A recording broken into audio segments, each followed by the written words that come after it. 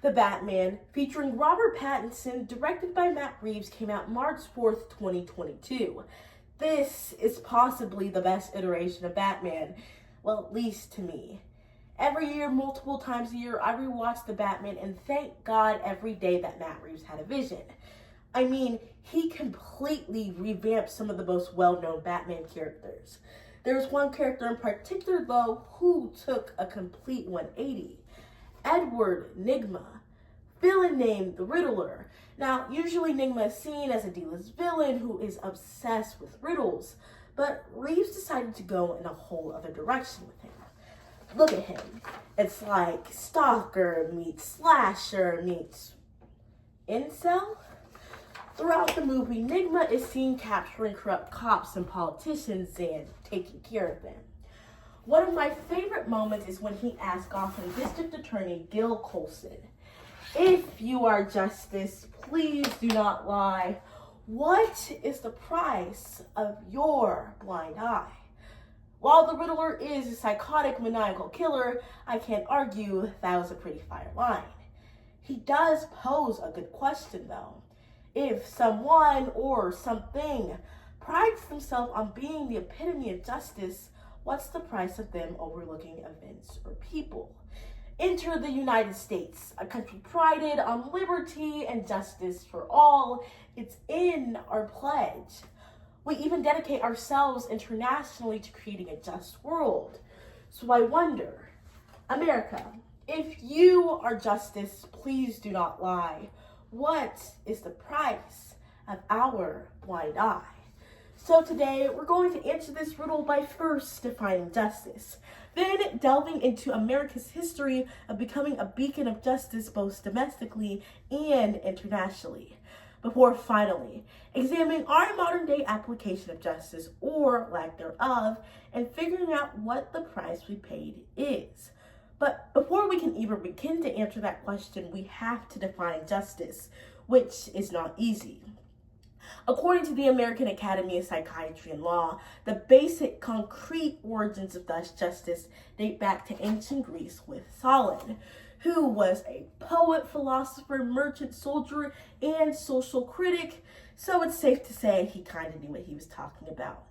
Solon constructed this idea of justice based off of rules and equality of law, as well as the public court system. His goal of taming wild justice and concentrating into a nonviolent means of maintaining public order and proportional punishment would continue to serve as a central constitute of justice within a democracy. From Solon grew Athenian democratic justice, which would serve as a framework for Roman law, which primarily focuses on protecting human passion, or the desire to be human and alive. Since then, the modern democratic world has given justice a variety of definitions, all of which have to do with proportionate punishment to crime and protecting human life and interest equally through a series of systems created in the interests of the people. It's hard to pinpoint an exact definition of justice that the United States uses, but Cornell's Legal Information Institute seems to cover all of our bases. Justice is the ethical, philosophical idea that people are to be treated impartially, fairly, properly, and reasonably by the law, and by arbiters of the law.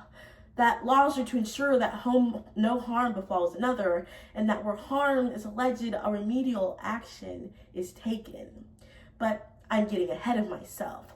Let's travel back to America's journey to this definition of justice, which begins in 1789, where after 3 painstaking years, the Constitution is finally ratified. Unfortunately, I will not be going over the extensive fight in order to ratify the Constitution, but what should be noticed is the intent and purpose of the Bill of Rights.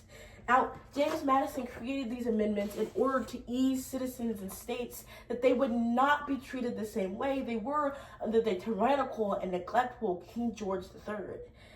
This is truly where our extreme values of justice stem from. So much so that 5 of the 10 original amendments deal with our judicial procedure in order to preserve freedom and justice. Now, George Washington's statement of neutrality would keep us from extending our wings of justice beyond our borders. But what's often forgotten is that there are 3 main exceptions in which America would break out of its isolationism, free trade, self-defense, and humanitarian emergencies. Despite our claims of neutrality, America has always stood on the basis of providing some basic humanitarian aid to those in crisis. April 2nd, 1917, however, is the day America truly decided to step onto the international stage in order to, as former President Woodrow Wilson stated, make the world safe for democracy. And since then, I'd say we did a pretty good job of upholding values of human passion and justice. Probably. Since there's so many points in our history where we've been just, let's break down my top 3 favorite morally ambiguous moments from America to end this riddle to see what the price we paid is. For chronological sakes, let's start back in the 1940s, where America would hold a pretty vital role in World War II. Before we were even officially in the war, we provided resources to our British allies, even despite fears of being involved in the ongoing war. Then Pearl Harbor would happen. We would strap down and aid the Allied forces, helping to turn the tides of the war and ultimately ending it. However, we often praise our bravery to help protect the lives of those endangered by the war, but ignore our own neglect of those lives during the beginning. According to the Smithsonian Magazine, the United States denied thousands of Jewish refugees due to fear of Nazi spies. Immigration restrictions were tightened and all foreigners became suspect.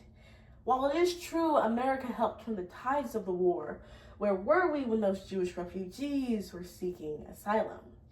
It's hard to put an exact number of the neglect of these Jewish refugees' lives, but according to the Holocaust Encyclopedia, it's in the hundreds of thousands of visas that were denied by the United States.